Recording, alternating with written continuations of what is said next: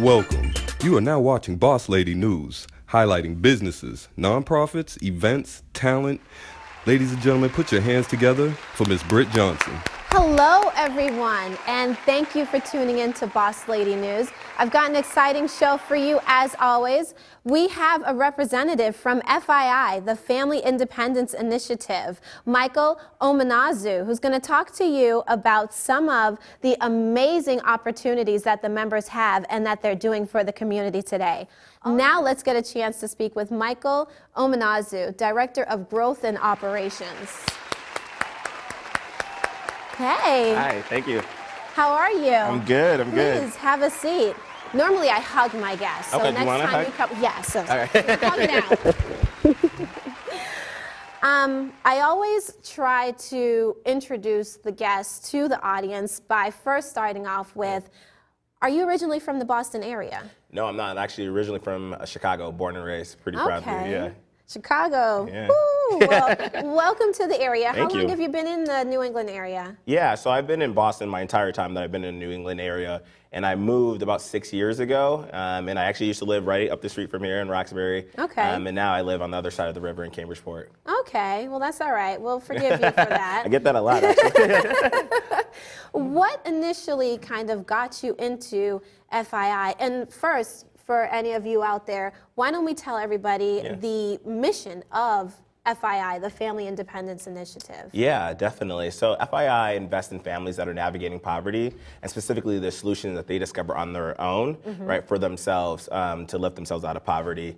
And we try to do away with the traditional top-down approach, right, by recognizing the expertise of the families and allowing them to be change agents themselves. Right. Yeah. And I think it's an incredible organization because, like you said, you're allowing them to kind of come up with the thought process on how to change their situation. Exactly. And there's a lot of individuals, including myself, that are members of FII. Yeah. And there are community events and community opportunities that FII members provide for people as well. Yeah, definitely. So, and I think that's one of the really exciting things about FII and what brought me to the organization, and kind of answer your original question too. Personally, it's very personal for me, so that's what brings me to FII. When I grew up in Chicago, I grew up with 5 brothers and sisters. There was 8 of us in like a small 3-bedroom apartment. We grew up very poor as my parents had immigrated here to go to school. But my parents always knew like what I needed to do or knew what was best for me. So for instance, I always tell people I learned to play the clarinet, although I don't really remember now, but through a community program that my parents were able to identify, and I think that was really reflective of their expertise and their initiative, and far too often that doesn't get recognized or doesn't get respected, and FII really try to invest in that. So after growing up in that way and being the beneficiary of a lot of community organizations and programs, I ended up after school, after college, wanted to do this as a career, right? And try to navigate that process and figure that out, and ended up serving in AmeriCorps. And that's what brought me to Boston. Okay. And then have been in the nonprofit sector ever since. So that's kind of my connection to FII. Well, thank you for your service also. Thank you. You know, and the different sectors of people's service for America, the United States. We'll talk about that another time. But FII also offers these opportunities where people, including myself, we get to enter in information and the goals that we have and the goals that we reach. Yeah, so that's a critical component of the organization. So families meet together, they create solutions for their neighborhood, in their neighborhoods, right? And then individually, their progress is tracked in this like networking platform we have that's called Up Together, and that's exactly what you were describing, where families are able to use it as like a dashboard to track their own progress, to see how they're improving their income or how they're improving their savings. And we as an organization are able to extrapolate a lot of those trends from there to identify like what is working for families and how can we direct and allocate resources directly to that. Right. And some of the programs that are available to the FII members, they're not just educational programs, but they're also financial educational programs and groups that a lot of the members actually end up putting together.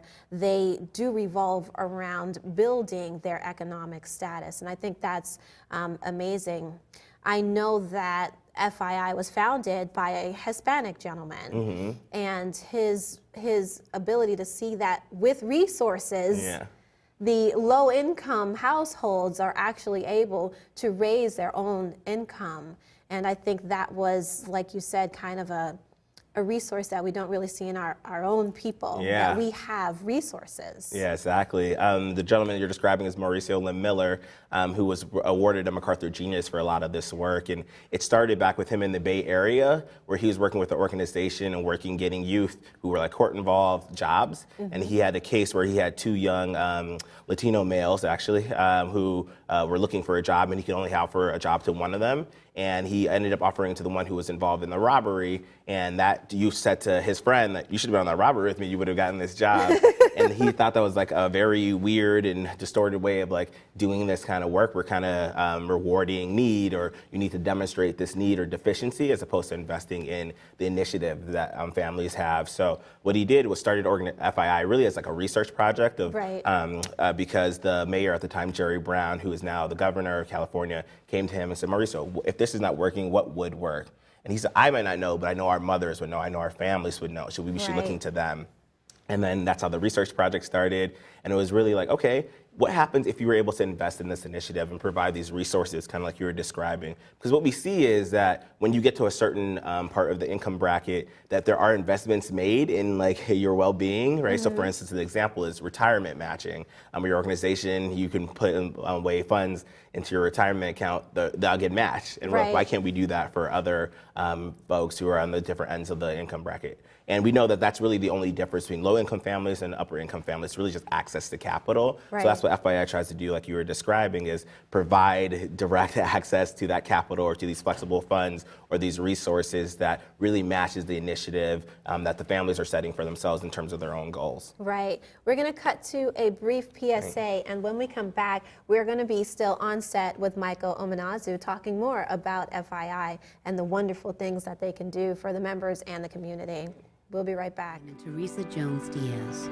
Parents, friendly neighbors, and hardworking people. Some people make assumptions about them based on things like race, class, and where they live. Similar assumptions are made about their friends, family, and community as well. Brian works part-time and also fixes cars on the side. Teresa has an administrative assistant job with the city. They pay their rent on time, and they care about their community. Like millions of other people in this country, they are working hard to create a better future for themselves and their kids. However, all of their strengths and hard work can only take them so far. While well-meaning, most social sector approaches to helping families like the Jones-Diaz's are designed to respond only when something is wrong. They don't leverage the initiative people are already taking. The Family Independence Initiative believes that families working together are the most powerful resources to address the economic and social challenges they're facing. Our job is to look for their initiative, capacity, social ties, and collective strength, and to fuel them. To do this, we use a cloud-based data and analytics system to collect information from low-income families across the country. This data is the key that unlocks our ability to see all the initiative families are taking. We apply big data techniques to understand and analyze the information we capture. Then we develop a flexible marketplace of tools families can access to add power to the actions they are already taking. We invest in families based on their strengths and resourcefulness, so they can more easily sustain their progress and be seen for who they really are. As families track their own progress, support one another, and access financial capital, the results begin to mirror the greatness that communities possessed all along. And when we stay out of the way, we see families like the Jones-Diaz's finding and sharing expertise and solutions in their own communities, inspiring families just like them. The Family Independence Initiative is showing the nation that this communal exchange of support and access to flexible capital is what can reignite our nation's economic and social mobility and turn the American dream into a reality. Let's all move up together. Thank you for staying tuned to Boss Lady News. You guys know you can always email me, bossLadyNews@gmail.com. We're still here on set talking with Micheal. And we're talking in reference to FII, which is the Family Independence Initiative, all of the amazing things that FII can do for the families and for the community. And one of the focuses that I feel like everybody should know, and we really need to kind of get used to, is how to invest in ourselves and how to invest in the nonprofits and the programs that are going on around us. So how would someone, let's say, make a donation to FII? Yeah, that's a huge part of my role. So I was happy to answer those kind of questions. It's very simple. Folks can go on the website, which is www.fii.org. I know that's a lot of letters, but they can go on the website or just Google Family Independence Initiative. And when you go out on our website, there's very clear directions for how to donate to our organization. And our role as an organization is to invest that directly into the families. Right, and that's why I felt like it was so important to kind of bring that up, because a lot of larger corporations are always looking for ways to make donations, to get rid of some of their money for the year, and it'll go to one specific pile or program. However, that's not directly reinvested into families who are reinvesting that into themselves. Yeah. Now, I know I've been to a variety of different events that FII's put together, especially at the office, which is right down the street here in Roxbury, Jamaica Plain area.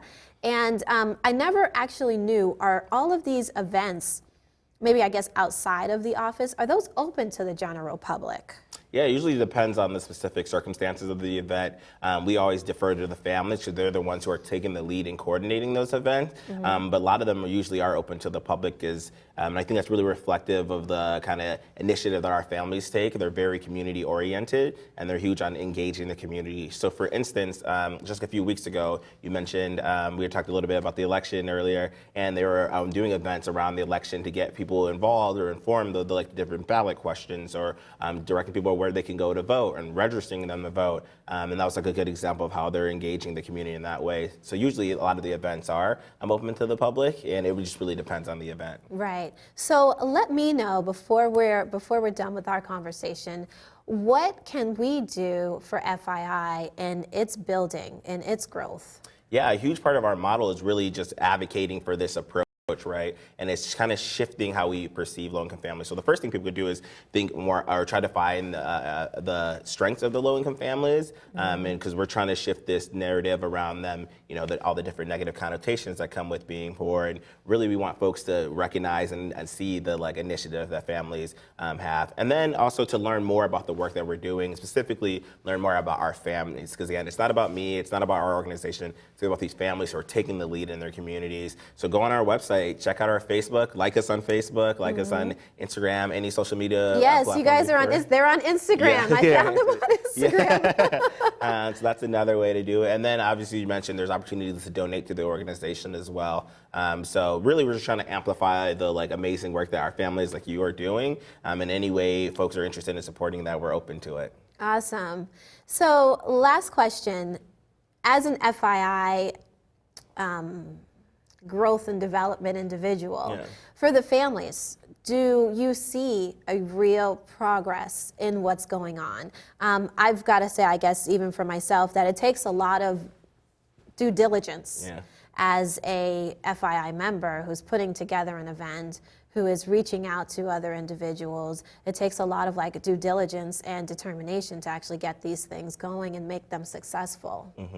Yeah, there's a couple of ways of answering that. I think we are seeing significant progress in our families. And again, our role as organizations is to amplify that. So one way to think about that is through the data that we collect, right? So we're huge on collecting data and huge on collecting stories. And I can share a little bit of both. In terms of our data, what we've seen from analysis is that on average, within 2 years of engaging with FII, doing all that work that you kind of talked about, when you get to that 2-year point, that there's significant outcomes. So for instance, we see an 11% increase in monthly income. Wow. Right? And then an 85% decrease in dependence on subsidies like SNAP benefits. And then also we see about 101% increase in monthly business income, and about 70% of our families starting new businesses, right? Which is reflective of their entrepreneurial drive. Right. And then also we see families report that about 90 and 95% of their their children report better or improved grades, right, in academic performance, as well as attendance, respectively.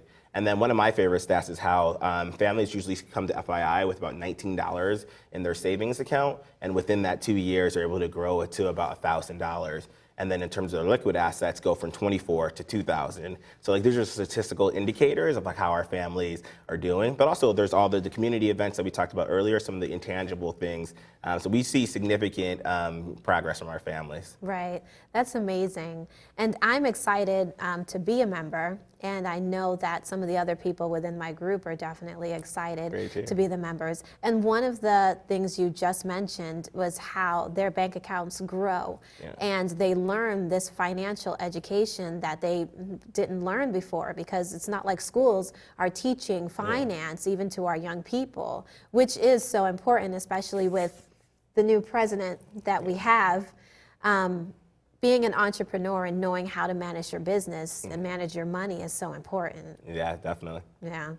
So I want to thank you for coming on to Boss Lady News. We got to have you come on again. Thanks. Okay, definitely. Now, let everybody know, once again, how people can kind of find out about FII, the families, and how they can make donations. Yeah, I would just strongly advocate for people to go onto our website. Once again, that's www.fii.org. And then you're easily navigated to specific either stories, to learn more about our family partners, or to donate to the organization. Great. And if people want to join FII, how would they go through, or who do they contact? Yeah, that contact information is on the website too, so they can email one of our staff members, depending on their location. In most cases, probably will be me. And feel free to reach out to me directly, and I'd love to connect with folks who are interested in joining. Absolutely. Well, thank you again. Thank you. We're going to cut to another PSA, and when we come back, we're going to get a chance to have Abe Sierra in the seat, and we're going to talk to him about what's going on with his performing and what he's got coming up next. We'll be right back. We just finished dinner, and it was time for homework. He hates homework. It makes no sense. I don't know how he finds anything in his backpack. I can't find my backpack. I couldn't even read his handwriting. Holding the pencil makes my hand hurt. I know he's bright. Why is it so hard for me? He's I'm just trying gotta as try a hard little as harder. I can. When you can see learning and attention issues from their side, you can be on their side. Go to understood.org, a free online resource with support and tools to help your child thrive.